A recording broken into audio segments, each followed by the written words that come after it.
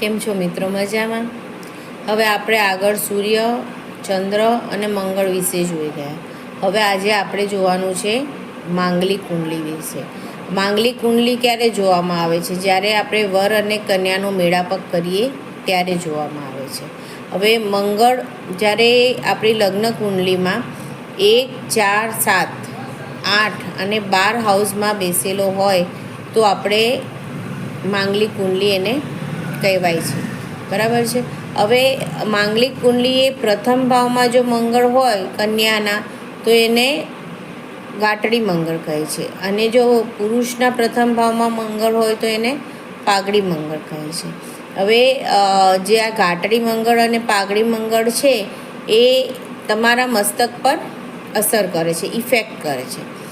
હવે મંગળ જો પોતાની સ્વરાશિમાં હોય છે, સ્થિત હોય છે, તો ભલે પછી 1, 4, 7, 8 કે 12માં હોય, પણ તેને આપણે સાદો મંગળ કહેવામાં આવે છે. એને આપણે પૂર્ણ માંગલિક નથી ગણતા, જેથી કરીને એની અસરો ઓછી થાય છે. અને જો એ ગુરુના ભાવમાં બેસેલો હોય 9 અને 12માં તો પણ આપણે એને સાદો મંગળ કહીએ છીએ, એને પૂર્ણ માંગલિક નથી કહેતા, જેથી કરીને એની અસરો ઓછી થાય છે.